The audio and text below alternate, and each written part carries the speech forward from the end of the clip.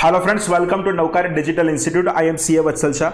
Friends, आज हम CA intermediate का एक नया टॉपिक स्टार्ट कर रहे हैं and the topic number is accounting standard 19 and the name of accounting standard 19 is लीजेस।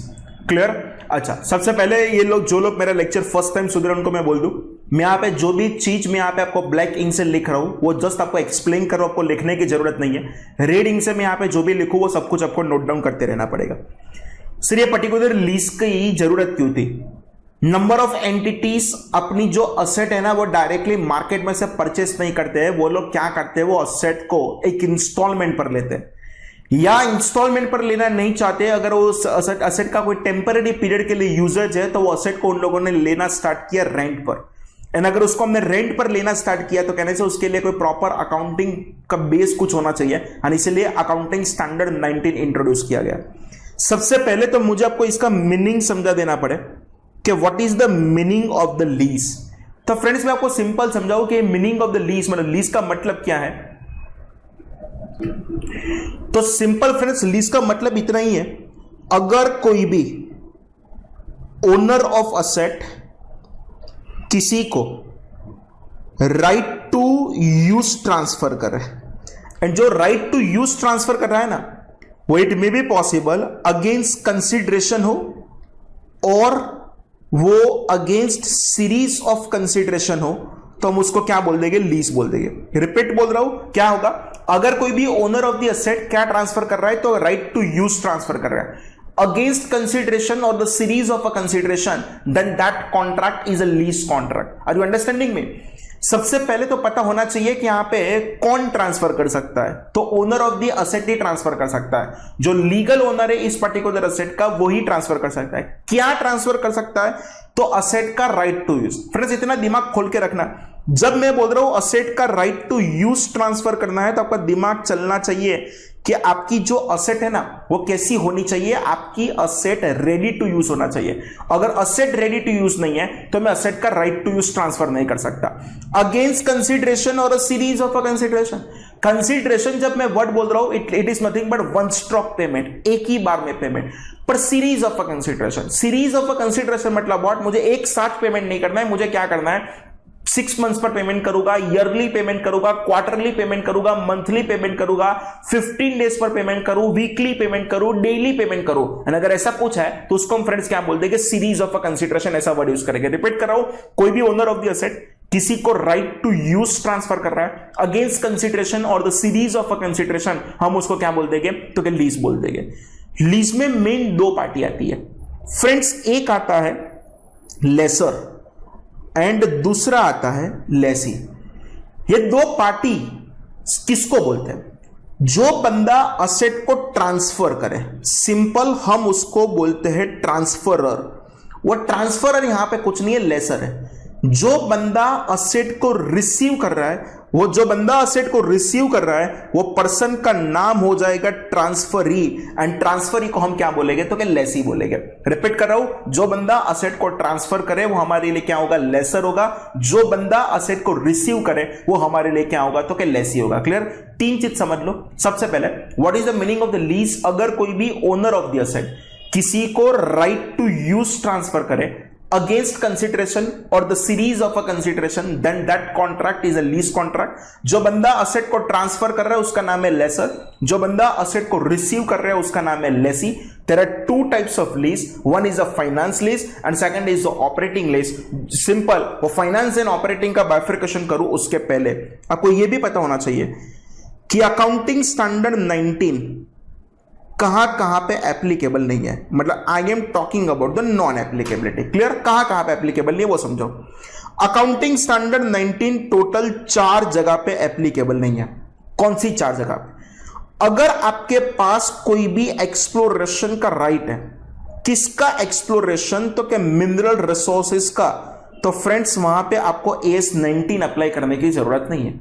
Sir, आपने बोल तो दिया कि वहां पे अकाउंटिंग स्टैंडर्ड 19 अप्लाई नहीं करेंगे, तो सर साथ में ये भी बता दो कि वहां पे क्या अप्लाई करोगे। तो फ्रेंड्स, मैं आपको ये बोल दूं, वहां पे AS 19 अप्लाई नहीं करोगे, बट यस वहां पे आपको इंस्टीट्यूट की ICAI की एक स्पेसिफिक गाइडेंस नोट है वो आपको करना पड़ेगा। एंड अगर आपको थोड़ा एडवांस लेवल पर लेके जाओ, अगर आपकी कंपनी को Indian accounting standard end S applicable है तो वो लोग क्या फॉलो करेंगे, वो लोग इंड एस 106 फॉलो करेंगे। And friends you know very well the name of end S 106 is nothing but exploration and evaluation of mineral resources. तो इंड एस में एक स्पेसिफिक इंड एस है, पर अकाउंटिंग स्टैंडर्ड की दुनिया में कोई स्पेसिफिक इंड एस नहीं है। उसके लिए आपको क्या करना पड़ेगा, इंस्टीट्यूट का गाइडेंस नोट फॉलो करना पड़ेगा। क्लियर। सेकंड चीज, अगर आपके पास किसी लाइसेंसिंग अग्रीमेंट है, एंड लाइसेंसिंग अग्रीमेंट किसके लिए, तो कोई मोशन पिक्चर फिल्म्स के लिए, या आपके पास कोई वीडियो रिकॉर्डिंग का लाइसेंसिंग है, इन दैट सिचुएशन वहां पे भी आपको अकाउंटिंग स्टैंडर्ड 19 फॉलो करने की जरूरत नहीं है। इट मे बी पॉसिबल वो लाइसेंसिंग अग्रीमेंट अगर अकाउंटिंग स्टैंडर्ड 26 का इंटेंजिबल एसेट की डेफिनेशंस फुलफिल कर रहे हैं तो वहां पे उसको रिकॉर्ड करना पड़ेगा। नेक्स्ट, अगर आप कोई भी लीज का कॉन्ट्रैक्ट कर रहे हो तो लैंड के लिए, तो लैंड पर भी आपका अकाउंटिंग स्टैंडर्ड 19 एप्लीकेबल होने वाला नहीं है। And the fourth, that is nothing but अगर आपका कोई भी कॉन्ट्रैक्ट फॉर सर्विस है, एंड कॉन्ट्रैक्ट फॉर सर्विस है, वहां पे भी आपका अकाउंटिंग स्टैंडर्ड 19 एप्लीकेबल होने वाला नहीं है। फ्रेंड्स आपको पता होना चाहिए there is a difference between contract of service and contract for service. Are you understanding मैं क्या बोल रहा हूं। एम्प्लॉयर एम्प्लॉई का रिलेशनशिप होता है ना, वहां पे कॉन्ट्रैक्ट ऑफ सर्विस है।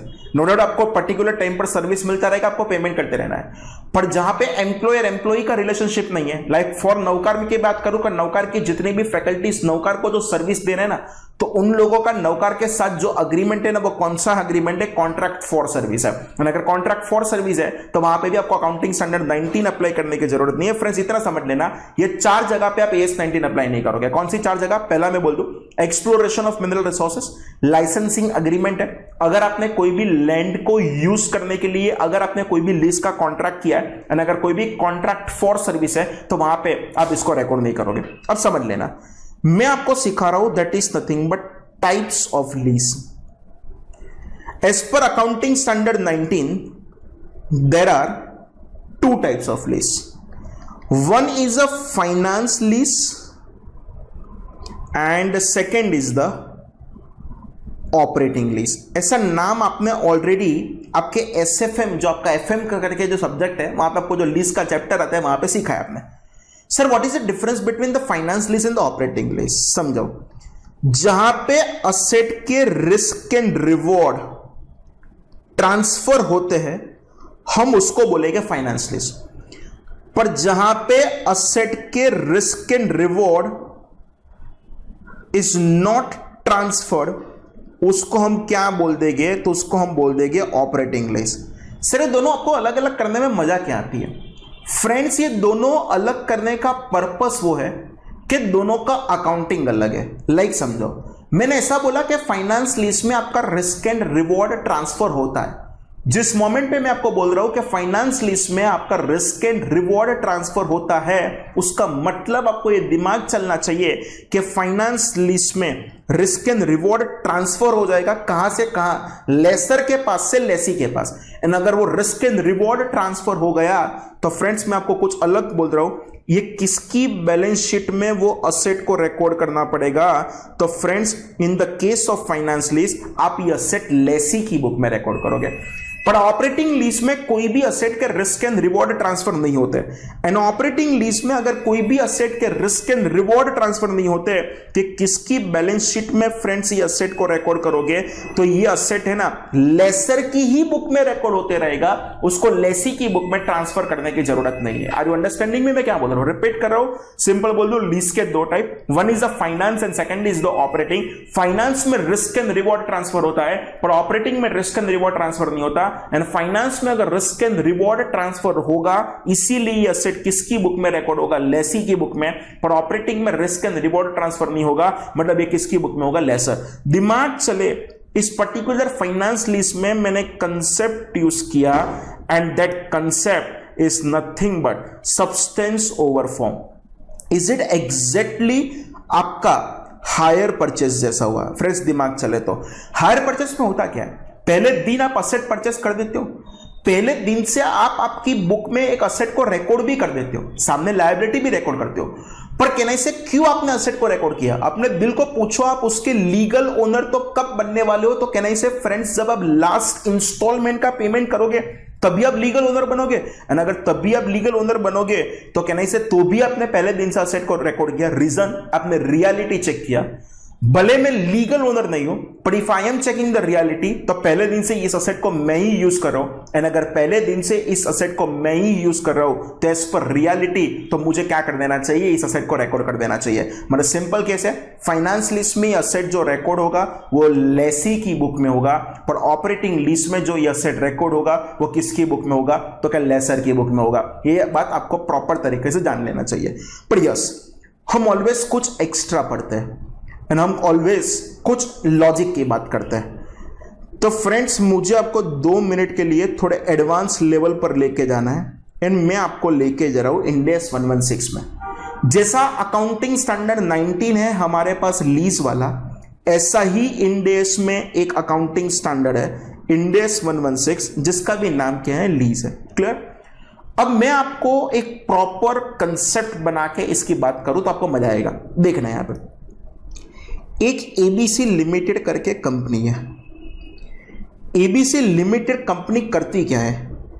तो वो एयरक्राफ्ट बनाती है। फ्रेंड्स, एयरक्राफ्ट मतलब सिंपल लेमन लैंग्वेज में बोल दो तो ये प्लेन बनाती है। एयरक्राफ्ट बनाने के बाद ये जो भी एयरक्राफ्ट है ना, वो सबको क्या कर देती है? लीज पर दे देती है।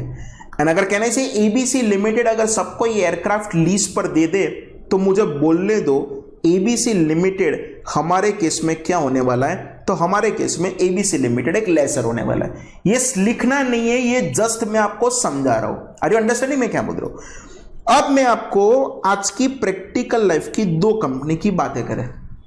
एक कहने से आपने नाम सुना है इंडिगो एयरक्राफ्ट कंपनी, दूसरा एयरलाइंस कंपनी, एंड दूसरा दैट इज नथिंग बट हम बात करें स्पाइस जेट की। जेट एयरवेज नहीं, बंद हो गया, IndiGo and the SpiceJet. Clear? IndiGo थोड़ा प्रॉपर तरीके से लिख दे।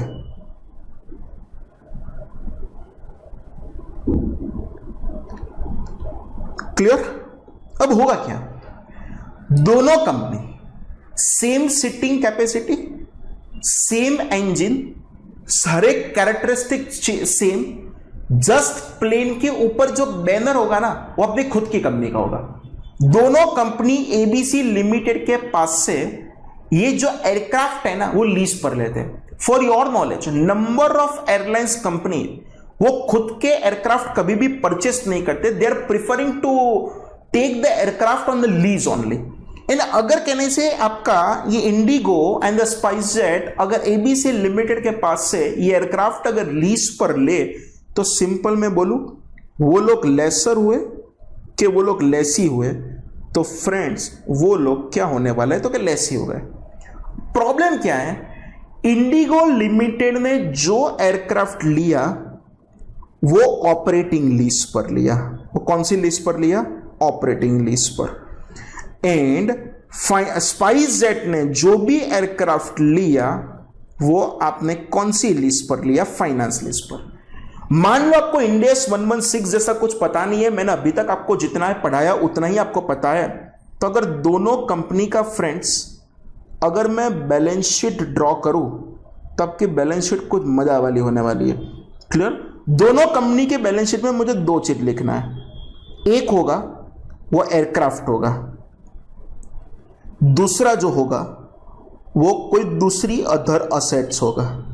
यहां पे भी लिख रहा हूं स्पाइस जेट के, वहां पे भी एक होगा एयरक्राफ्ट होगा एंड एक होगा वो अदर असेट्स होगा। छोड़ दो इंडेस बिंडेस, आपको अकाउंटिंग स्टैंडर्ड जितने याद है वहां से हम डिस्कशन स्टार्ट करें। ABC limited is a lesser, Indigo is the Lesi.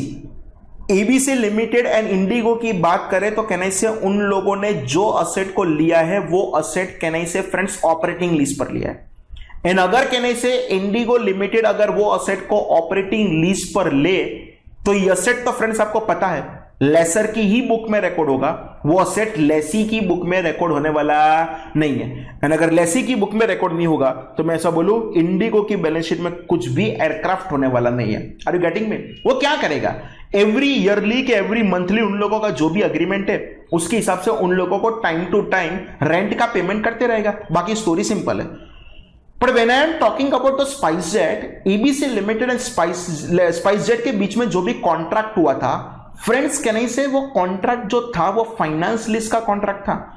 And मैंने बोला था फाइनेंस लीज में तो असेट के रिस्क एंड रिवॉर्ड ट्रांसफर होते हैं, एंड फाइनेंस लीज में अगर असेट के रिस्क एंड रिवॉर्ड ट्रांसफर होते हैं तो कहने से एबीसी लिमिटेड इस असेट को रिकॉर्ड नहीं करेगा, इस असेट को तो कहने से लेसी की बुक में रिकॉर्ड होना चाहिए, मतलब के कहने से स्पाइसजेट की बैलेंस शीट में रिकॉर्ड होना चाहिए। एंड मान लो उसका मैंने कैलकुलेशन किया तो उसकी बैलेंस शीट में आया एयरक्राफ्ट 50 रुपए का। मुझे आपको वो समझाना है हम कितना गलत सीख रहे हैं। सर क्यों?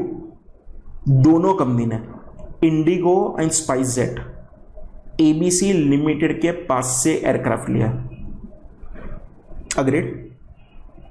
दूसरी बात, same seating capacity, same engine, same design, just ऊपर नाम अलग।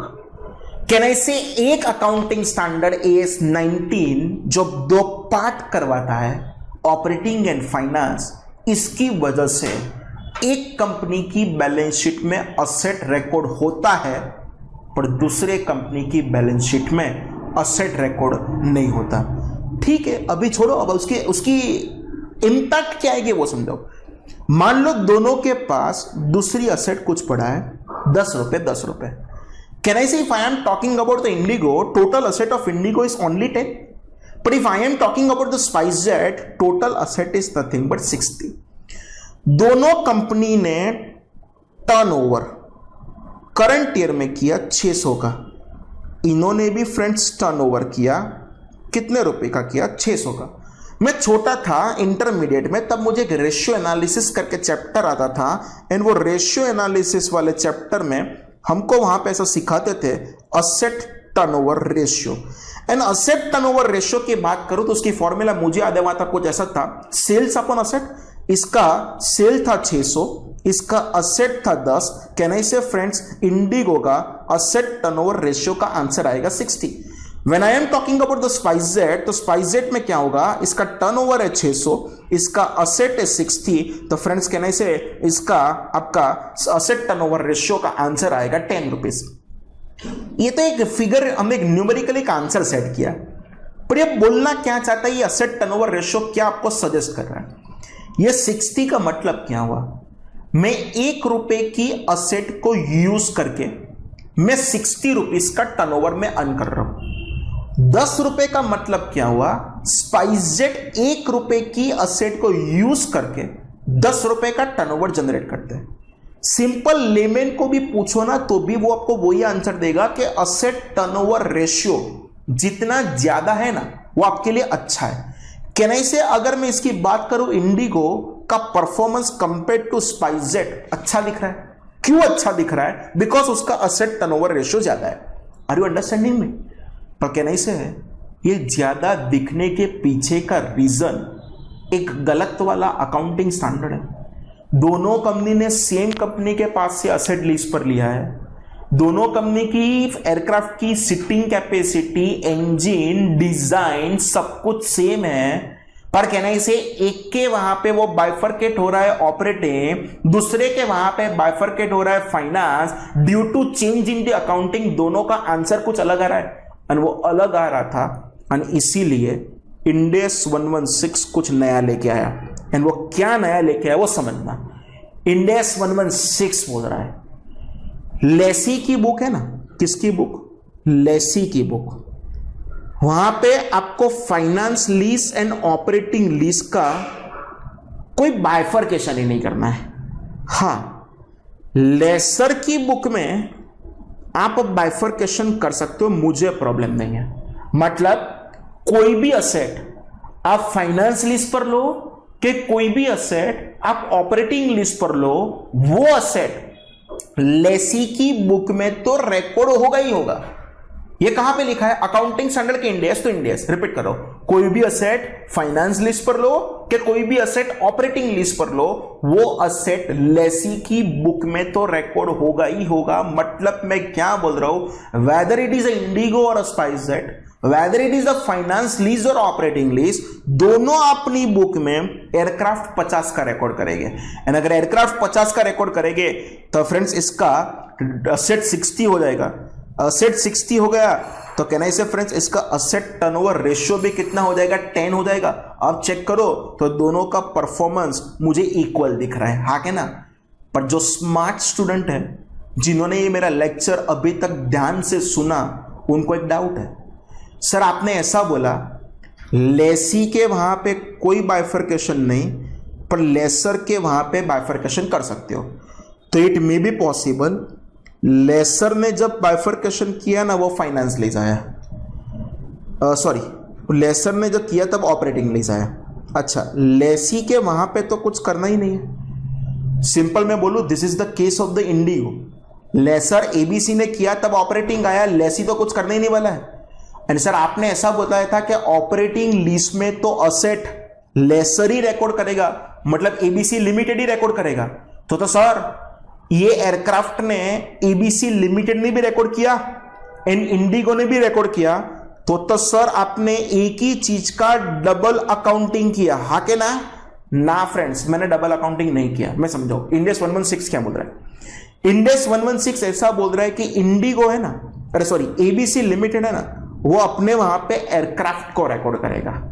पर जब मैं इंडिगो की बात कर रहा हूं, वो अपनी बैलेंस शीट में एयरक्राफ्ट को रिकॉर्ड नहीं करेगा, वो अपनी बैलेंस शीट में right of use of aircraft को रिकॉर्ड करेगा। दोनों चीज अलग है। एबीसी लिमिटेड ने एयरक्राफ्ट को रिकॉर्ड किया, बट इंडिगो लिमिटेड ने एयरक्राफ्ट के यूज करने के राइट को रिकॉर्ड किया। मतलब मैंने कोई डबल अकाउंटिंग किया नहीं है। ये बवाल कब होगा, अगर लेसर ऑपरेटिंग लीज बाइफरकेट करता है एंड लेसी तो कहने से कुछ बाइफरकेशन करने वाला नहीं है। पर अभी भी बोल दूं, मेरा पर्पस आज इतना था, ड्यू टू अकाउंटिंग स्टैंडर्ड 19 बहुत सारी एंटिटीज असेट को यूज कर रहे हैं, पर अकाउंटिंग स्टैंडर्ड में डिफेक्ट होने की वजह से वो कहने से वो लोग वो असेट को अपनी बैलेंस शीट में रिकॉर्ड नहीं कर पा रहे। उसको टेक्निकल लैंग्वेज में बोलते हैं ऑफ बैलेंस शीट आइटम्स। क्या बोलते हैं? Of balance sheet items. End S 116 का पर्पस ही वो है, वो असेट आपने परचेस किया कि वो असेट आपने लीज पर लिया। अरे लीज कोई भी हो, वेदर इट इज ऑपरेटिंग और अ फाइनेंसिंग, वो कहना इससे वो असेट का यूज आप आपके बिजनेस में इनकम जनरेट करने के लिए कर रहे हो, तो वो कोई भी नेचर का है, आपकी बैलेंस शीट में उसको रिकॉर्ड तो करना पड़े। तो सिंपली वो डबल अकाउंटिंग वाला छोड़ दो। एक बंदा असेट को रिकॉर्ड कर रहा है यानी एक बंदा वो असेट के यूज के राइट को रिकॉर्ड करना है। पर obviously this is a end S and if it is a end S तो हमको उसका अकाउंटिंग सीखना है सीए फाइनल में। अभी ये सब कुछ चीज कोई काम का नहीं है। अभी तो आपने जो भी अकाउंटिंग स्टैंडर्ड 19 में जो लिखा है वही मार्क लाने के लिए पड़ेगा। एंड वो अकाउंटिंग स्टैंडर्ड 19 में क्या लिखा था, लेसी जो है मतलब फाइनेंस लीज है तो असेट लेसी रिकॉर्ड करेगा, पर ऑपरेटिंग लीज है तो असेट कौन रिकॉर्ड करेगा, लेसर रिकॉर्ड करेगा। अभी तक का मैं आपको याद करवा दूं फ्रेंड्स, अकाउंटिंग स्टैंडर्ड 19 जिसका नाम था lease. What is the meaning of the lease? अगर कोई भी ओनर ऑफ द असेट किसी को राइट टू यूज ट्रांसफर करे अगेंस्ट कंसिडरेशन और the series of a consideration, जो बंदा असेट को ट्रांसफर कर रहा है उसका नाम है लेसर, जो बंदा असेट को रिसीव कर रहा है उसका नाम है लेसी।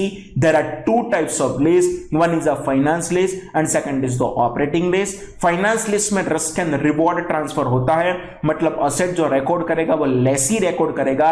ऑपरेटिंग लीज में रिस्क एंड रिवॉर्ड ट्रांसफर नहीं होता है, मतलब जो असेट जो रिकॉर्ड होगा वो कौन रिकॉर्ड करेगा, लेसर रिकॉर्ड करेगा। चार जगह पे हम अकाउंटिंग स्टैंडर्ड 19 अप्लाई करने वाले नहीं है। फर्स्ट केस कौन सा था, तो एक्सप्लोरेशन ऑफ मिनरल रिसोर्सेज, वहां पे हम एएस 19 को अप्लाई नहीं करेंगे। तीसरा कौन सा था, licensing agreement for the motion picture films, वहां पे भी हम एएस 19 को रिकॉर्ड नहीं करने वाले। तीसरा lease of use of land and fourth अगर आपका कोई भी कॉन्ट्रैक्ट फॉर सर्विस है एंड वो कॉन्ट्रैक्ट फॉर सर्विसेज पे भी आपको एएस 19 फॉलो करने की जरूरत नहीं है। Are you getting me? Clear? तो सिंपली इतना चीज पहले लिख दे और उसके बाद हम आगे का स्टार्ट करें। परफेक्ट। तो फ्रेंड्स फर्स्ट टाइटल लगाओ डेफिनेशंस करके। फर्स्ट टाइटल,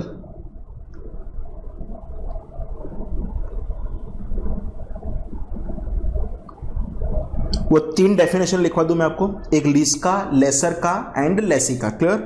तो फर्स्ट लिखना वहां पे लीज एंड वहां पे लिखना it is an agreement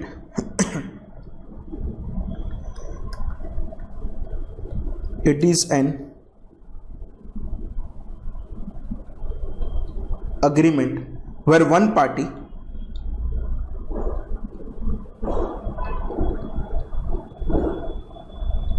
transfer to another party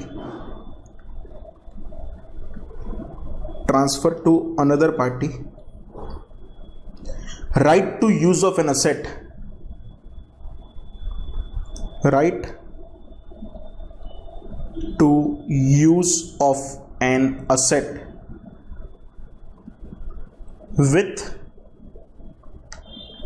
consideration or series of consideration. Clear? याद करो दो, कंसिडरेशन मतलब वन स्ट्रोक पेमेंट, पर जब मैं बोल रहा हूं सीरीज ऑफ अ कंसिडरेशन मतलब इट में भी ईयरली, मंथली, क्वार्टरली कुछ भी हो सकता है। Such assets are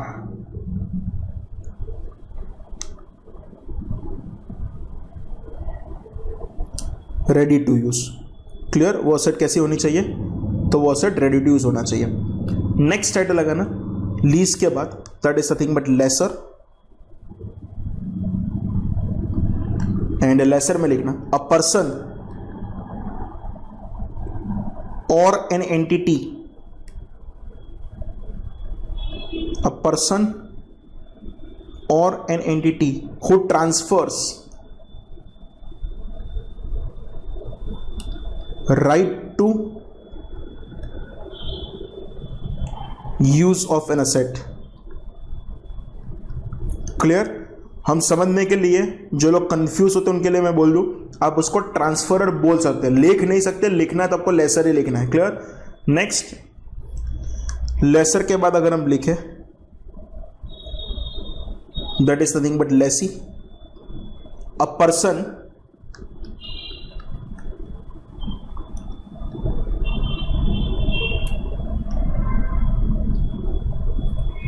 or an entity who get right to use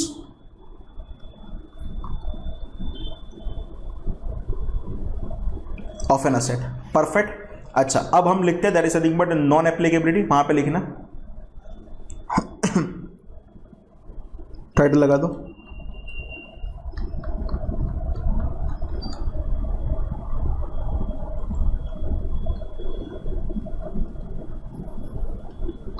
friends. आपको याद करो तो 4 जगह पे हम अकाउंटिंग स्टैंडर्ड 19 अप्लाई नहीं करेंगे। क्लियर? वो चारों 4 का लिस्ट बना दे। तो लिखो first lease agreement to explore,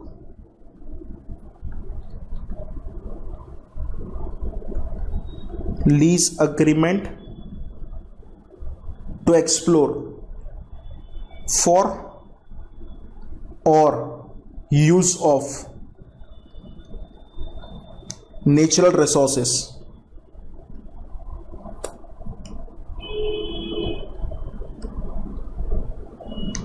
clear? Second, licensing agreement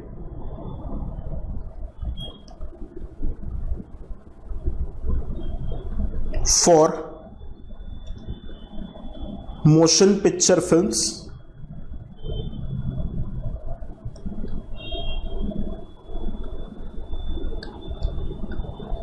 and video recording। Clear? तीसरा, lease agreement to use, lease agreement to use land. Clear? अगर लैंड, अच्छा बिल्डिंग है तो आप अप्लाई करोगे, जस्ट यहां पे मैंने किसके लिए लिखा है, लैंड के लिए। Clear? And the fourth, that is the thing but agreement that are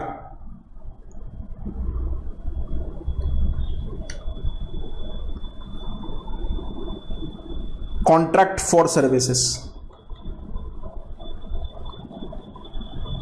agreements that are contract for services. इतनी जगह पे आपको अकाउंटिंग स्टैंडर्ड 19 अप्लाई करने की जरूरत नहीं है। क्लियर? आपका डेफिनेशन क्लियर है? अब मैं आपको लिखवा देता हूं, that is nothing but types of lease.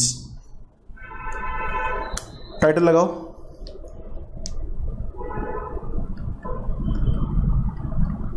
Types of lease. You know very well there are two types of lease, one is the finance and second is the operating. Clear? तो first लिखना finance lease,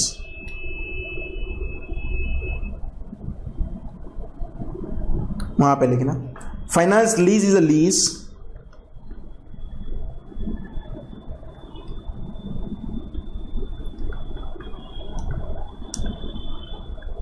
where risk and rewards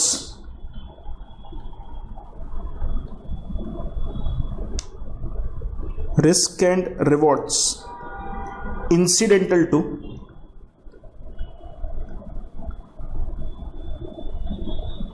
ownership of an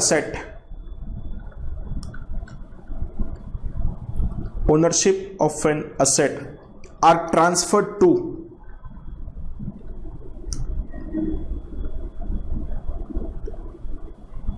lessee by lessor. Clear? Lessor lessee को क्या कर देते हैं, तो transfer कर देते हैं उसके risk and reward. And next लिखना in finance lease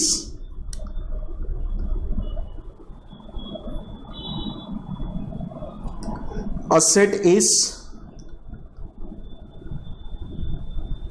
recorded in the books of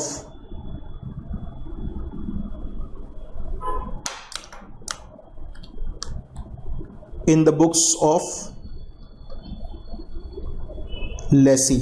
clear? Bracket में आई थिंक आपको कंसेप्ट लिख देना चाहिए। हमने यहाँ पे कौन सा कंसेप्ट फॉलो किया, substance over form. Clear? Finance lease के बाद सेकंड टाइटल लगाना ऑपरेटिंग लीज।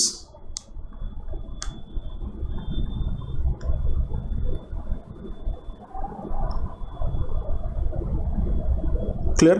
ऑपरेटिंग लीज में लिखना operating lease is a lease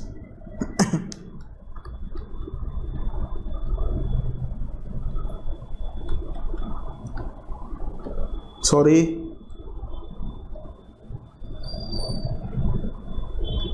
operating lease is a lease in which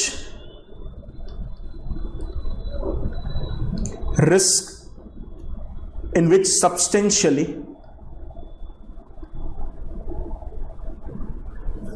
risk and rewards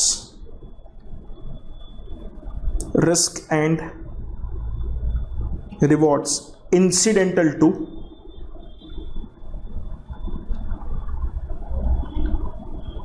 ownership is not transferred to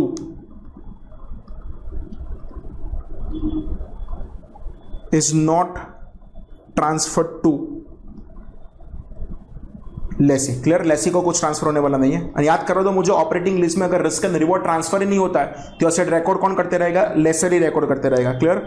in operating lease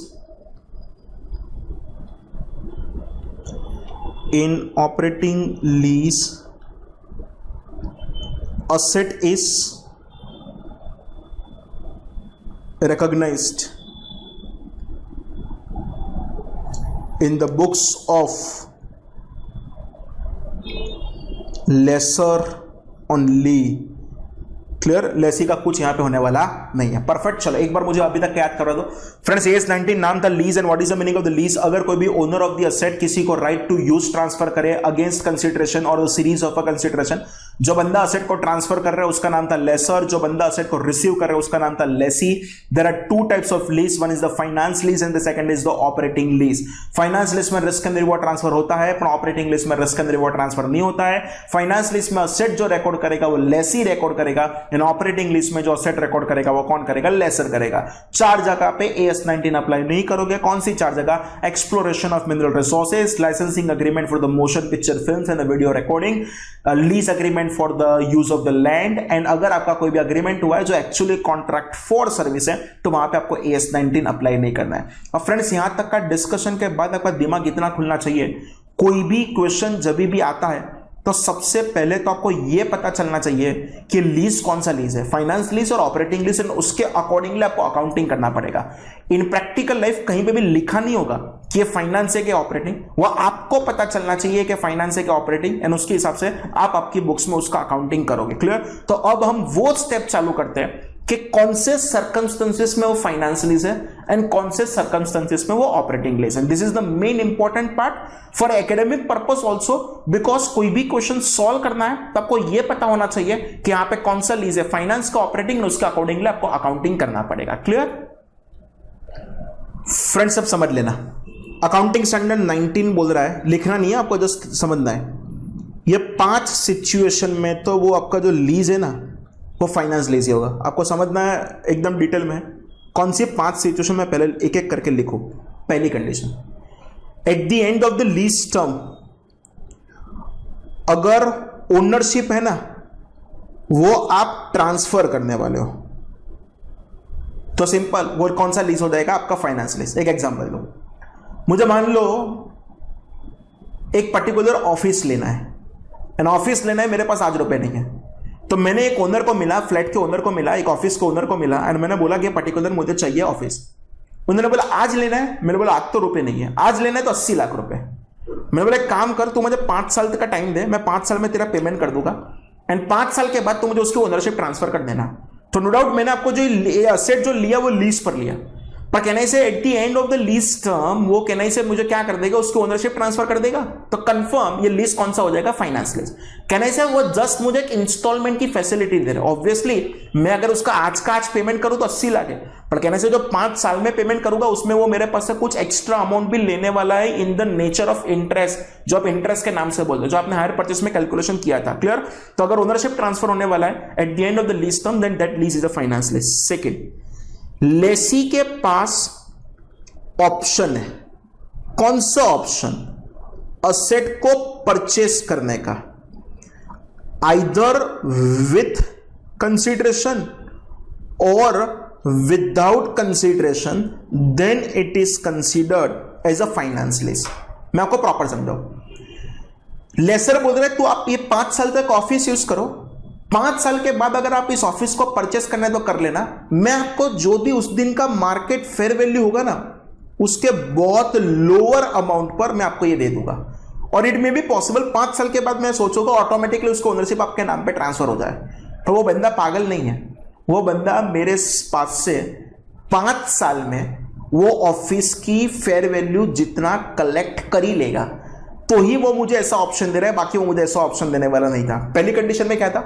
transfer होने ही वाला है, ownership eight the end of the lease term transfer होने ही वाला है, तो वो lease friends कौन सा हो जाएगा? Finance lease. सेकंड कंडीशन में क्या है? लेसी के पास एक ऑप्शन है, कौन सा ऑप्शन? असेट परचेस करने का, आइदर विथ कंसिडरेशन और द विदाउट कंसिडरेशन। थर्ड समझना,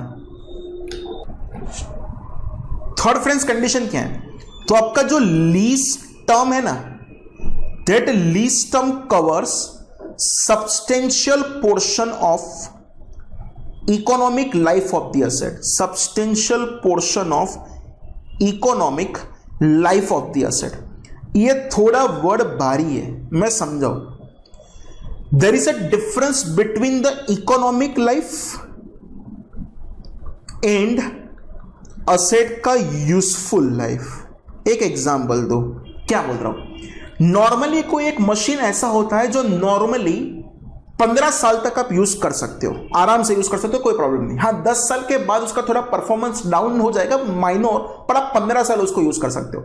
पर मेरी कंपनी की पॉलिसी ऐसी है, हम उसको 10 साल तक ही यूज करते हैं। एंड अगर हम उसको 10 साल तक ही यूज करते हैं तो सिंपली वो मेरे लिए क्या हो जाएगा, यूजफुल लाइफ हो जाएगा। रिपीट करो मैं क्या बोल रहा हूं। अगर आपकी लीज टर्म, मतलब पहले इकोनॉमिक एंड यूजफुल में पता चलना चाहिए। इकोनॉमिक मतलब असेट की एक्चुअल लाइफ इतनी है, पर व्हाट एंटिटी बिलीव्स आप उसको कहां तक यूज करोगे, that is called the useful life. आप जो असेट को डेप्रिशिएट करते हो ना अकाउंटिंग स्टैंडर्ड 10 में, वो कभी भी असेट की इकोनॉमिक लाइफ में नहीं करते हो, आप असेट का डेप्रिसिएशन ऑब्वियसली यूजफुल लाइफ में करोगे।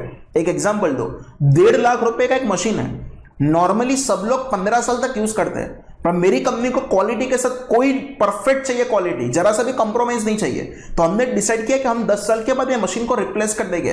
तो लॉजिक सोचो, आप कभी भी उसको 15 साल तक डेप्रिशिएट नहीं करोगे, आप उसको जो डेप्रिशिएट करोगे वो फ्रेंड्स जस्ट कितने साल तक करोगे, 10 साल। मतलब आप जो डेप्रिशिएट करोगे वो यूजफुल लाइफ है। पर यहां पे क्या लिखा है कि आपका जो लीज टर्म कवर है ना, वो आपका इकोनॉमिक लाइफ का सब्सटेंशियल पोर्शन कवर कर रहा है। अच्छा मुझे यहां पे स्पेसिफिकली बोलने दो, यहां पे एक्चुअली इकोनॉमिक लाइफ नहीं होगा, यहां पे क्या आपको वर्ड यूज करना चाहिए, रिमेनिंग इकोनॉमिक लाइफ। अब मैं आपको एग्जांपल दो, एक मशीन का इकोनॉमिक लाइफ था 15 साल, उसमें से मेरी कंपनी ने यूज कर दिया कितने साल, 10 साल। मतलब कहने से बाकी का 5 साल बाकी है। मेरी कंपनी बोले इसको बेचना नहीं है, हम इस मशीन को किसी को रेंट पर दे देते हैं। एंड अगर हमने इस मशीन को किसी को 4.5 साल तक हमने क्या कर दिया, रेंट पर दे दिया, 5 साल उसका रिमेनिंग इकोनॉमिक लाइफ है, पर उसमें से कहने से 4.5 साल तक ये असेट कोई और यूज करने वाला है। तो फ्रेंड्स ये जो लीज हो जाएगा ना, ये लीज कौन सा यूज हो जाएगा, फाइनेंस लीज। अब मैंने एक वर्ड यूज किया था सब्सटेंशियल पोर्शन। पूरे अकाउंटिंग स्टैंडर्ड में सब्सटेंशियल पोर्शन के बारे में कहीं पे भी नहीं लिखा है, पर मोर देन 85% हो रहा है तो हम बोल देंगे सब्सटेंशियल पोर्शन। 5 साल में से 4.5 साल, अप्रोक्स 90% जितना कवर होगा, एंड अप्रोक्स 90% जितना कवर होगा तो वो सिंपल वो लीज कौन सा हो जाएगा, आपका फाइनेंस लीज। दूसरा एक समझो, एक असेट हम परचेस किया जिसकी इकोनॉमिक लाइफ भी 10 साल है, पर यस मुझे पता है ये असेट है ना बहुत कॉस्टली है, मैंने उसको क्या किया था, फॉरेन में से इंपोर्ट किया था। मैंने बोला मुझे लगा कि अहमदाबाद में मेरे अलावा ये असेट को कोई ला ही नहीं सकता, पर ये असेट ऐसी है जो मुझे मेरे बिजनेस का काम का नहीं था। मेरा पर्पस क्लियर है, 10 साल तक मतलब ये असेट आज लाए ना, कल से किसी को ये असेट लीज पर दे दूंगा। एक बंदा है मुझे बोले कि मुझे इस असेट चाहिए, मैंने बोला कितने साल तक, तो 9 साल तक। आपको दिमाग चलना चाहिए, 9 साल में मैं उसके पास से कितने रुपए रिकवर करूंगा पता है आपको, मैं असेट की कॉस्ट तो रिकवर कर ही लूंगा, प्लस कहने से पहले दिन मेरा जो इसमें इन्वेस्टमेंट होगा, मैं एक अपॉर्चुनिटी कॉस्ट भी कंसीडर करूंगा कि ये रुपए अगर मैंने इस असेट में इन्वेस्ट नहीं किया होता, मार्केट में कोई और जगह पे इन्वेस्ट, मतलब मैं कॉस्ट भी रिकवर करूंगा। एंड वो बंदा कहने से मुझे आज का पेमेंट नहीं करने वाला है, वो बंदा मुझे 10 साल में पेमेंट, 9 साल में पेमेंट करने वाला है, तो कहने से मैं 9 साल में उसके पास क्या रिकवर करूंगा, इंटरेस्ट भी रिकवर करूंगा। Are you understanding me? तो दिमाग चले, ये असेट में मेरे लिए लाया ही नहीं था, ये असेट लाने के बाद डायरेक्टली मैंने किसी को लीज पर दे दिया। असेट की लाइफ 10 साल है, 10 में से मैं 9 साल तो किसी को लीज पर दे रहा हूं, एंड 10 में से फ्रेंड्स अगर 9 साल अगर मैंने किसी को लीज पर दे दिया ना, तो सिंपली ये असेट में मेरे खुद के यूज के था ही नहीं, वो असेट तो मेरे लेसी ने यूज किया है। So it is a finance lease, मुझे कोई राइट ही नहीं है इस असेट को मैं मेरी बैलेंस शीट में रखूं, वो बैलेंस सब्सटेंस ओवर फॉर्म के हिसाब से वो असेट मेरी बैलेंस शीट में से निकल के कहां पे चला जाएगा, लेसी की बुक में चला जाएगा। Are you understanding? में रिपीट कर रहा हूं, 3 चीज, लेसी के पास ऑटोमेटिकली ओनरशिप ट्रांसफर होने वाला है। सेकंड, लेसी के पास ऑप्शन है असेट को परचेस करने का, आइदर विद कंसीडरेशन और विदाउट कंसीडरेशन, बट जो भी कंसीडरेशन होगा ना वो फेयर वैल्यू से बहुत कम होगा। तीसरी कंडीशन कौन सी थी, तो lease term cover substantial portion of the remaining economic life of the asset. Clear? Fourth condition, present value of the lease payment covers substantial portion of fair value of the asset. कौन सा portion बोल रहे हो? Substantial portion. Like समझो, वो याद है मुझे ऑफिस लेना था, ऑफिस की आज की फेयर वैल्यू था 80 लाख, तो उन्होंने मुझे बोला था कि आप 80 लाख का पेमेंट आज मत करो, आप 18 लाख रुपीस का पेमेंट 5 साल में करना। मतलब कहने से मैं फ्यूचर में उसको 90 लाख रुपीस का पेमेंट करूंगा, but this is my future.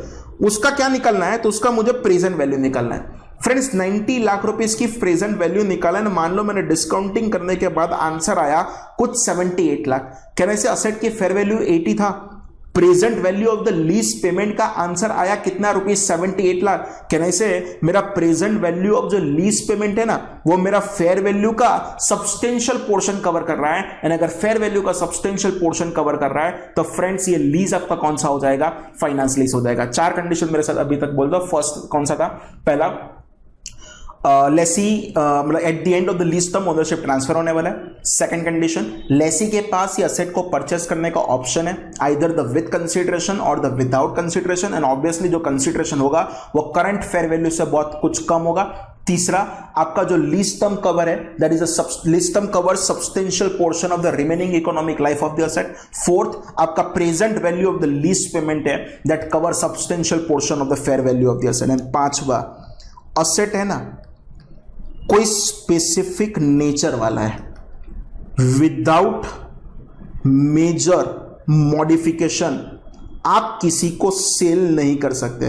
Repeat करो, विदाउट मेजर मॉडिफिकेशन आप सेल नहीं कर सकते। तो ये लिस्ट कौन सा हो जाएगा आपके लिए, फाइनेंस लिस्ट हो जाएगा। समझाओ, कोई क्लाइंट ने बोला पैसा असेट का कंस्ट्रक्शन करके दो, पर वो जो असेट था ना वो ऐसी थी, वो जस्ट उसके लिए ही सुटेबल था। अगर वो कल उठ के अगर मुझे ना बोल दे ना बीच में से कि मुझे इस असेट को नहीं चाहिए, तो मैं डायरेक्टली, ये जनरल पब्लिक के नहीं था। लाइक समझो, फर्नीचर आपका घर का जो होता है ना, वो कहने से आपके घर के साइज के बराबर होता है। आपके घर के जो सोफा है वो इट में भी पॉसिबल मेरे घर पे सूट ना भी हो, क्लियर, क्योंकि आपका कुछ लोकेशन अलग है, मेरा कुछ लोकेशन अलग है। तो मैं जो असेट जो बना रहा हूं वो स्पेसिफिकली आपके लिए बना रहा हूं, विदाउट मेजर मॉडिफिकेशन में किसी को सेल नहीं कर सकता। फ्रेंड्स ये पांचों 5 कंडीशन के बीच में और है, कोई भी एक कंडीशंस भी फुलफिल तो वो लीज आपका कौन सा हो जाएगा, फाइनेंस लीज। मेरे साथ लास्ट टाइम बोल दो, सबसे पहला कौन सा था, ओनरशिप ट्रांसफर हो जाएगा at the end of the lease term. Lessee के पास ऑप्शन है असेट को परचेस करने का, आइदर विद कंसीडरेशन और without consideration. Lease term cover substantial portion of the useful life of the asset, मतलब remaining economic life of the asset. Present value of the lease payment cover substantial portion of the fair value of the asset. And asset को specific nature वाला है, without major modification हम उसको cell नहीं कर सकते। Clear, चलो लिखना पड़ेगा आपको। टाइटल लगा दो, indicators of finance lease.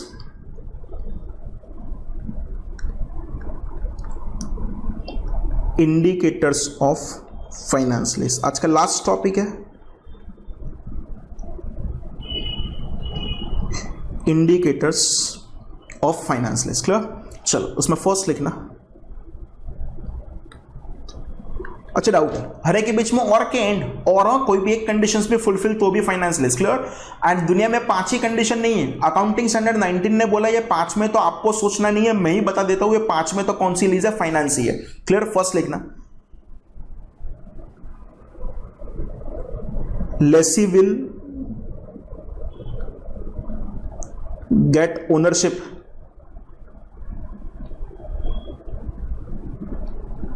at the end of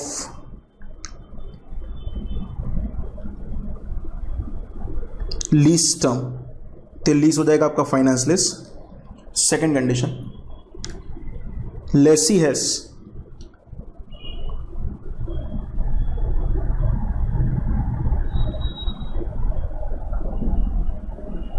option to purchase, lessee has, sorry,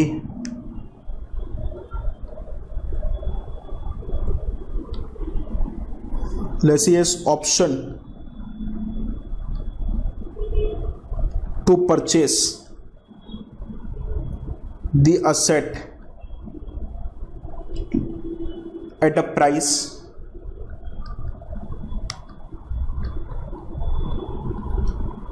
which is sufficiently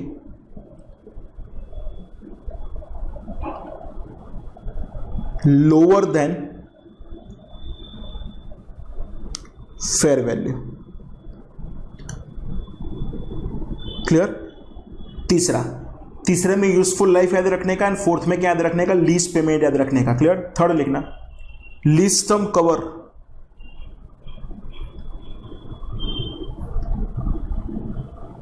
substantial portion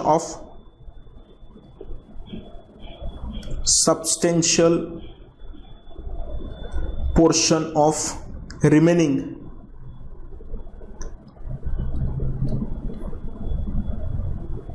economic life of the asset. Remaining economic life of the asset. Fourth, present value of the lease payment. Present value of lease payment covers substantial portion of fair value of the asset. Substantial portion of fair value of the asset. Fifth, the asset is of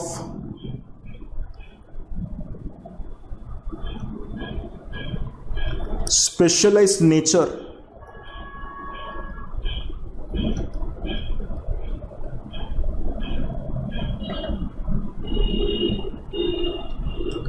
and cannot sell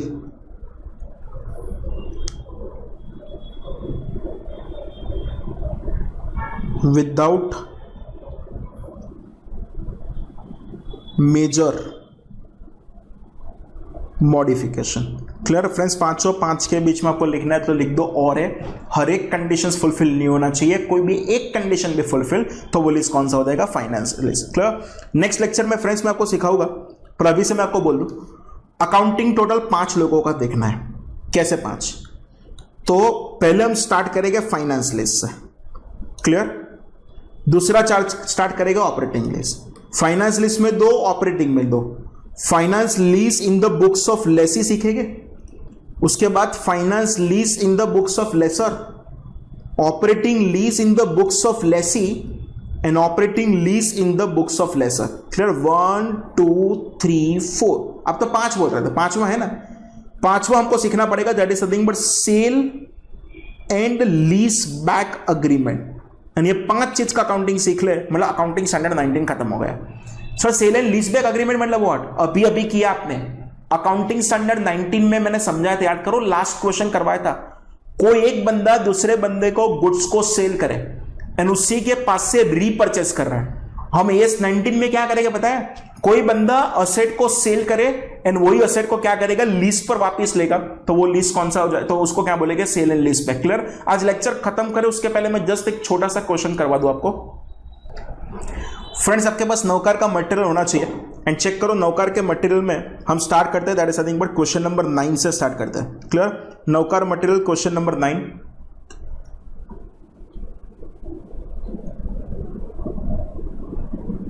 clear. चलो मैं first question पढ़ रहा हूं, ध्यान से समझना. Classify the following into either operating और the finance lease. आपको बाइफरकेट करके देना है कि whether it is a operating lease और it's a finance lease. Clear. First, lessee has the option to purchase at a lower than the fair value at the end of the lease term. Friends lessee के पास asset को purchase करने का एक option है and वो asset को जो परचेस करने का ऑप्शन है ना, वो कहने से at a lower than the fair value. कहने से हमारा कंडीशन चेक करो तो ये लीज कौन सा हो जाएगा आपके लिए, फाइनेंस लीज. तो क्लियर. फर्स्ट में आंसर लिख दो.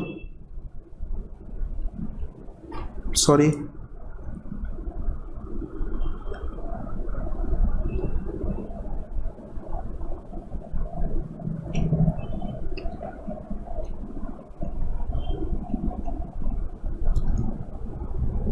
फर्स्ट में आंसर लिखो फाइनेंस लीज. क्लियर. अच्छा, नेक्स्ट अगर हम चेक करें तो सेकंड क्वेश्चन में क्या लिखा है. Second number question, economic life of the asset is 7 years. Underline करना, but lease term is 6 years. Repeat करो, economic life of the asset is 7 years but lease term is कितना था, 6 years. But asset is not acquired. Repeat करो, asset is not acquired at the end of the lease term. अरे भी asset acquire करो कि ना करो चलेगा. इकोनॉमिक लाइफ 7 था, 7 में से फ्रेंड्स कहने से अपने 6 साल तक लीज पर दे दिया. मैं सिंपल बोलूं, आपका जो लीज टर्म है ना वो कवर कर रहा है substantial portion of the economic life of the asset. तो फ्रेंड्स ये लीज भी कौन सा हो जाएगा, फाइनेंस लीज. तब बाजू में लिख दो चलेगा. सिंपल, इसका आंसर हो जाएगा आपके लिए कौन सा लीज, तो क्या finance lease. Clear. Third, economic life of the asset is 6 years but lease term is 2 years but the asset is also specialized nature and had been procured only for the use of lessee। and यहां से जो start हो रहा है ना वो number 4 है। Clear. Repeat कर रहा हूं, यहां पे क्वेश्चन में स्पेसिफिकली लिखा है इकोनॉमिक लाइफ है ना वो कितने साल है, 6 साल, पर लीज टर्म है ना वो 2। तो अभी तो ऐसा लग रहा है कि वो कौन सा लीज हो जाएगा, ऑपरेटिंग।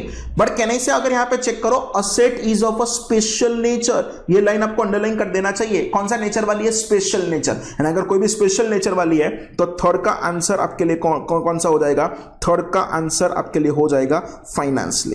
क्लियर। फर्स्ट का भी फाइनेंस, सेकेंड का भी फाइनेंस एंड थर्ड का भी फ्रेंड्स आपका आंसर कौन सा हो जाएगा, तो क्या finance lease. Fourth, present value of the minimum lease payment is X, fair value of the asset is Y.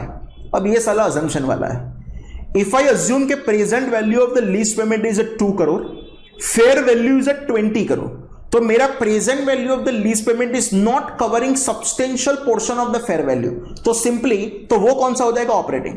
But if I am assuming के present value of the lease payment is 18 crore but fair value of the asset is 20 crore, तो that covers substantial portion of the fair value, तो वो कौन सा हो जाएगा, finance lease.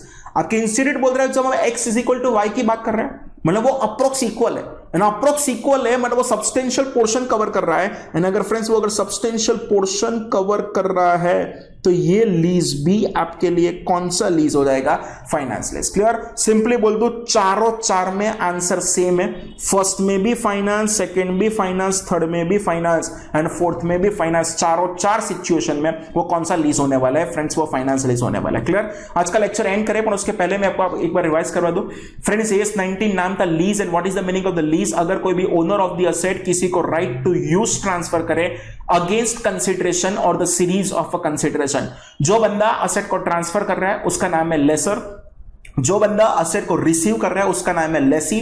There are 2 types of lease, one is a finance and second is operating. Finance में risk and reward transfer होता है, पर ऑपरेटिंग में रिस्क एंड रिवॉर्ड ट्रांसफर नहीं होता। फाइनेंस लीज में जो असेट रिकॉर्ड करेगा वो कौन करेगा, लेसी रिकॉर्ड करेगा, पर ऑपरेटिंग लीज में जो असेट रिकॉर्ड करेगा वो कौन रिकॉर्ड करेगा, तो लेसर ही रिकॉर्ड करते रहेगा। 4 जगह पे एप्लीकेबल नहीं। पहला कौन सा, exploration of mineral resources, lease agreement for the motion picture films and आपका क्या बोलते हैं video recording, lease for the use of the land and अगर आपका कोई भी कॉन्ट्रैक्ट फॉर सर्विस है। 5 सिचुएशन में वो लीज आपके पास ऑलवेज कौन सा लीज हो जाएगा, फाइनेंस लीज। सबसे पहला, एक तो automatically ownership eight the end of the lease term आप ट्रांसफर करने वाले हो। लेसी के पास ऑप्शन है असेट को परचेस करने का, आइदर विद कंसिडरेशन और विदाउट कंसिडरेशन, पर जो कंसिडरेशन होगा वो कंपेयर टू फेयर वैल्यू से बहुत कम होगा। Lease term cover substantial portion of the remaining economic life of the asset. Present value of the lease payment cover substantial portion of the fair value of the asset and asset कौन सा nature वाला है, specific nature वाला है। Friends next lecture में हम उसका accounting देखेंगे। Thank you friends, thank you very much. If you like this video, share it with your friends. Subscribe to our YouTube channel to watch more such videos and learn from our expert faculty members. Press the bell icon to get regular notifications whenever we upload a new video. Download NDI mobile app to get complete CA course online. We value your support. Thank you for watching.